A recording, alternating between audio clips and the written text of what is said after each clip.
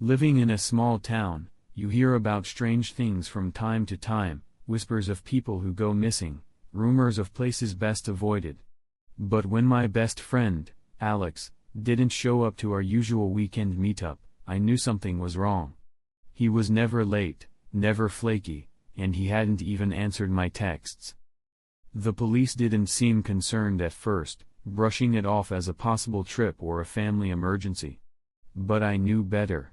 Alex would have told me if he was leaving. A week went by, and the authorities declared it a missing person case. Flyers were posted, search parties formed, but he seemed to have vanished without a trace. One night, while retracing our usual route, I came across something strange on the edge of town. An old, abandoned house stood there, hidden by twisted trees and thick vines. I'd never noticed it before, though it looked like it had been there forever. My gut twisted as I approached the house, the air heavy with a stench I couldn't quite place. Inside, everything was draped in dust and shadows. The rooms were empty, except for a few old pieces of furniture and walls lined with faded, torn wallpaper. But something caught my eye, a glint of silver peeking from a crack in the floorboards. I knelt down, prying it open, and my blood ran cold. There, among scraps of fabric and dirt, was Alex's bracelet. The one he always wore. Heart pounding, I turned to leave, but the front door creaked shut, and a low chuckle echoed through the dark. A man stepped out from the shadows, his face concealed under a grimy hood. His voice was low, mocking, as he said, "Curiosity gets people killed around here."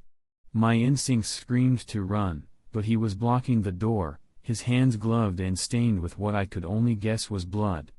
I realized with sickening clarity that I'd just walked into the lair of someone dangerous, someone who had been collecting people like Alex. The man's smile widened as he took a step closer, his eyes glinting with a twisted satisfaction. He held up a small, blood-stained object, a ring.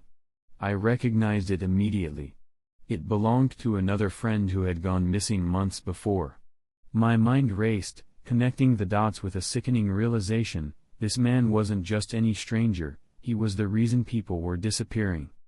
He was a collector. I backed away, my heart hammering as he watched me, amused by my panic.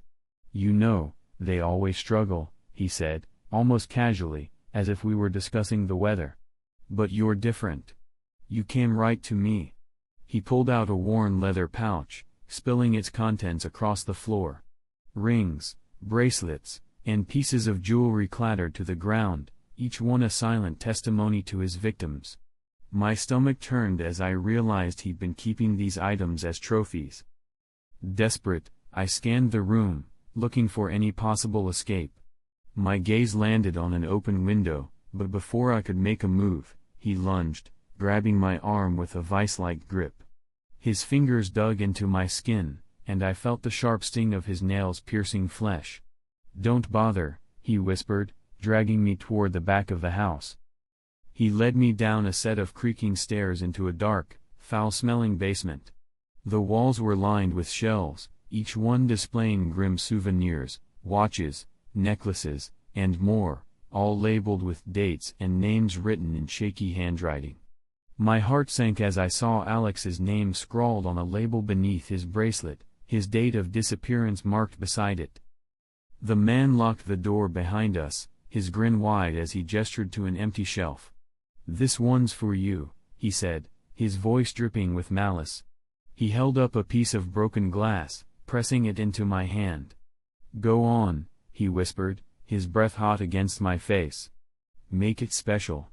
I fought the urge to scream as he tightened his grip, and the realization struck me: this would be my last night alive if I didn't find a way out. Every instinct told me to fight, but my body felt frozen under his gaze. He loosened his grip slightly, giving me a chance. Without hesitation, I drove the shard of glass into his shoulder, forcing him to release me as he staggered back with a howl of rage.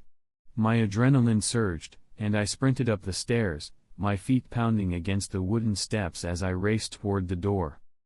Behind me, I heard him recovering, his footsteps quick and determined. "You can't escape," he screamed, his voice echoing through the house. I reached the front door, yanking it open, but he grabbed my shoulder, pulling me back.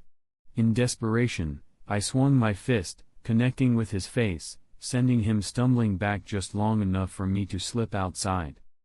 I ran through the dark woods, branches clawing at my face and arms, my breath ragged and panicked. I could still hear his footsteps, relentless, gaining on me. But just as I thought I'd lose him, I saw headlights in the distance, a car parked on the side of the road. I burst from the trees, waving my arms frantically. The driver, startled, slammed on the brakes and jumped out. The man was an off-duty cop, and he quickly took in my bloody, panicked appearance. Without a word, he radioed for backup, his gaze sharp as he positioned himself between me and the figure emerging from the trees.